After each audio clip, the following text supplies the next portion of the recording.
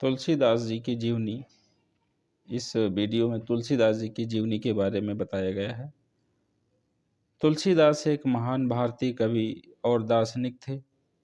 तुलसीदास जी रामचरितमानस के रचयिता हैं, जो अब तक के लिखे गए सबसे महान महाकाव्य में से एक है। तुलसीदास जी का पूरा नाम गोस्वामी तुलसीदास था और उनका जन्म 1532 ईस्वी में राजापुर जिला, बांदा, उत्तर प्रदेश, भारत में मुगल सम्राट अकबर के शासनकाल में हुआ था। जब इनका जन्म हुआ था तो उस समय भारत में यानी अपने देश में मुगल सम्राट अकबर का शासन था। तुलसीदास जन्म से सरयू पारीण ब्राह्मण थे और इनको वाल्मीकि ऋषि, जिन्होंने संस्कृत में रामायण की रचना की थी, उनका अवतार माना जाता है। तुलसीदास आत्माराम शुक्ल दुबे और हुलसी के पुत्र थे और बचपन में इनको तुलसीराम के नाम से भी जाना जाता था। यद्यपि तुलसीदास का बचपन गरीबी और कष्ट में गुजरा था। तुलसीदास भगवान राम के सच्चे अनुयायी थे और सुकर क्षेत्र में अपने गुरु नरहरिदास से शिक्षा ग्रहण करते थे। तुलसीदास का विवाह एक बुद्धिमती, जिन्हें रत्नावली के नाम से भी जाना जाता है, उनसे हुआ था और इनसे तारक नाम का एक पुत्र भी हुआ था। तुलसीदास की भावनाएं पूरी तरह से अपने पत्नी से जुड़ी हुई थीं। वो अपनी पत्नी से बड़ा प्रेम करते थे, ऐसा कहा जाता है। जैसा कि उससे संबंधित एक कहानी भी प्रचलित है। वह अपनी पत्नी से इतना प्रेम करते थे कि अपनी ससुराल में पड़ोस में यानी बगल में ही एक घर लेकर रहने लगे थे। जब यह बात उनकी पत्नी को मालूम हुई तो रत्नावली ने उनके प्रेम का तिरस्कार करते हुए कहा कि जितना प्रेम मुझसे करते हो उतना प्रेम भगवान राम से करना चाहिए। यह सब सुनकर तुरंत ही तुलसीदास ने मोह माया छोड़कर एक तपस्वी का जीवन व्यतीत करने लगे। बहुत ज़्यादा कहा गया है कि बहुत ज़्यादा उनका तिरस्कार किया रत्नावली ने और बहुत ज़्यादा उनका अपमान किया, जिसके कारण उनका मोह बिल्कुल ख़त्म हो गया था और एक सन्यास की ओर उनका रुख, उनका विचार सन्यास के लिए मुड़ गया था। अगले कुछ वर्षों तक तुलसीदास ने पूरे भारत का भ्रमण किया। कई तीर्थ स्थल पर जाकर भगवान राम की खोज की और अपने मन को आध्यात्मिकता की ओर लगाया। फिर तुलसीदास जी अयोध्या में कुछ दिन ठहरे और यह वही स्थान था जहां इन्होंने भगवान राम के दर्शन किए। भगवान राम के इनको दर्शन हुए थे। साक्षात भगवान राम ने दर्शन दिया, जिन्होंने इनको अवधी भाषा में रामायण की रचना करने के लिए प्रेरित किया, जो उस समय लोगों द्वारा बोली जाने वाली एक सामान्य भाषा थी। तुलसीदास जी ने 1574 से अपना लेखन कार्य आरंभ किया और कई साहित्यिक कृतियां लिखी। उनकी सबसे महान कृति रामचरितमानस है। यह एक महाकाव्य है। इसमें सुंदर कविताएं लिखी हुई हैं, जिनको चौपाई के नाम से जाना जाता है। कहते हैं प्रत्येक चौपाई एक मंत्र का काम करती है। कविताएं केवल भगवान राम को समर्पित हैं। तुलसीदास जी ने अपने आप को भगवान को समर्पित करके उद्धार प्राप्त करने के मार्ग पर बल दिया है। तुलसीदास द्वारा रचित कुछ अन्य महान साहित्यिक कृतियों में दोहावली, कवितावली, गीतावली, कृष्णावली, विनय पत्रिका और देव हनुमान की स्तुति की गई है। बहुत सम्मानित कविता हनुमान चालीसा शामिल है। हनुमान चालीसा भी इन्होंने ही लिखी है। इनकी लघु रचनाओं में वैराग्य संदीपनी, बरवे रामायण, जानकी मंगल, रामलला, नहछू, पार्वती मंगल और संकट मोचन शामिल हैं। गोस्वामी तुलसीदास की रचनाओं की मुगल शासक अकबर और जहांगीर ने प्रशंसा की थी। 1623 में तुलसीदास जी 91 वर्ष की आयु में पवित्र शहर बनारस में परलोक सिधार गए थे, यानी उनकी मृत्यु हो गई थी। आज भी तुलसीदास के लेखन में उनकी गहन भक्ति और दार्शनिक विचारधाराओं का एकीकरण प्रदर्शित होता है। ऐसी उत्कृष्ट साहित्य रचना करने के लिए वह सबसे महान हिंदी कवियों में से एक बन गए। बहुत ही हिंदी साहित्य का विकास किया और एक महानायक हिंदी के बने। रामचरितमानस की रचना की संवत 1631 में प्रारंभ हुई थी। रामचरितमानस की रचना करना उन्होंने प्रारंभ किया था 1631 में।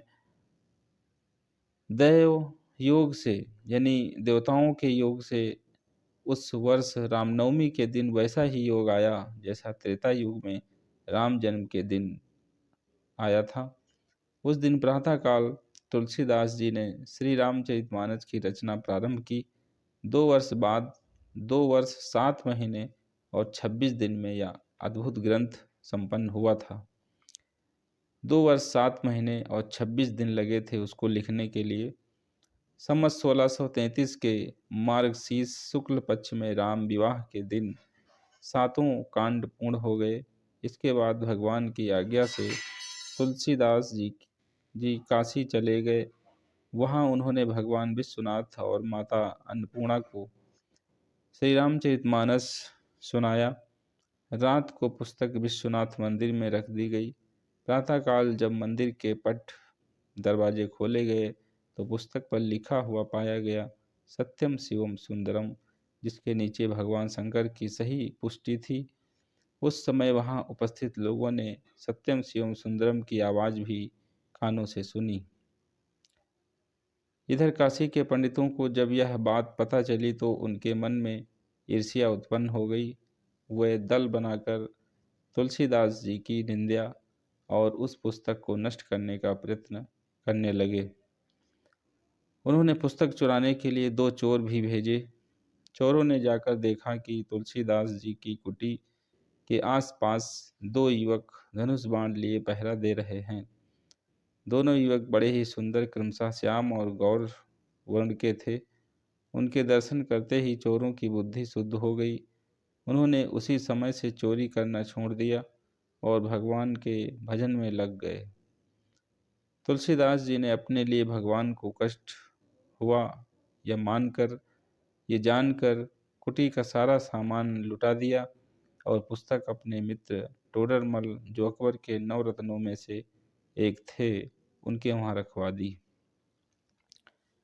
इसके बाद उन्होंने अपनी विलक्षण स्मरण शक्ति से एक दूसरी प्रति लिखी। उसी के आधार पर दूसरी प्रतिलिपियां तैयार की गई हैं और पुस्तक का प्रचार दिनों दिन बढ़ने लगा।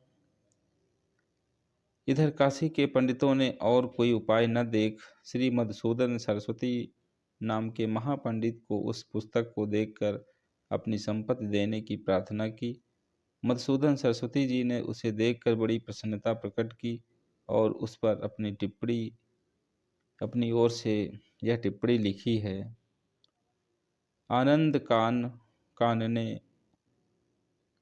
हरा इसम जंग मस्तुलसी तरुह और कविता मंजरी भाति राम भ्रमर भूषिता। इसका हिंदी में अर्थ इस प्रकार है। काशी के आनंद वन में तुलसीदास साक्षात तुलसी का पौधा है। उसकी काव्य मंजरी बड़ी ही मनोहर है, जिस पर श्री राम रूपी भंवरा सदा मंडराता रहता है। कहने का अर्थ है कि तुलसी की देखरेख स्वयं भगवान राम करने लगे थे। पंडितों को उनकी इस टिप्पणी पर भी संतोष नहीं हुआ, तब पुस्तक की परीक्षा का एक अन्य उपाय सोचा। काशी के विश्वनाथ मंदिर में भगवान विश्वनाथ के सामने सबसे ऊपर वेद, उनके नीचे शास्त्र, शास्त्रों के नीचे पुराण और सबके नीचे रामचरितमानस रख दिया। प्रातःकाल जब मंदिर खोला गया तो लोगों ने देखा कि श्री रामचरितमानस वेदों के ऊपर रखा हुआ है। अब तो सभी पंडित बड़े लज्जित हुए। उन्होंने तुलसीदास जी से क्षमा मांगी और भक्ति भाव से उनका चरणोदक लिया, उनके चरण स्पर्श किए, क्षमा मांगी। इस तरह से उन्होंने रामचरितमानस को लिखा था और भगवान राम स्वयं उसकी रक्षा करते थे। कहा गया है इतने अच्छे हिंदी कवि तुलसीदास जी हो गए थे, उन्होंने रामचरितमानस लिखकर ये साबित कर दिया, ये सिद्ध कर दिया कि वाल्मीकि जी ने तो संस्कृत में लिखी थी, लेकिन तुलसीदास जी ने अवधी भाषा में लिख करके पूरे घर घर राम नाम को भेज दिया। प्रत्येक घर में ऐसा कोई नहीं है जहाँ पर एक चौपाई भगवान राम के नाम की जानता ना हो, कोई जानता ना हो। प्रत्येक घर में चाहे किसी भी धर्म या जाति का हो, लेकिन एक चौपाई सबको मालूम है। ऐसा ग्रंथ उन्होंने लिखा और बड़ा ही विख्यात हुआ। हर घर में उसकी पूजा हुई, आज भी उसकी पूजा होती है। ऐसे थे महान तुलसीदास, हिंदी के कवि, जिन्होंने हिंदी को बहुत ही उच्च कोटि में समझा और बहुत ही अच्छी तरह से अपना कर्तव्य उन्होंने पूरा किया।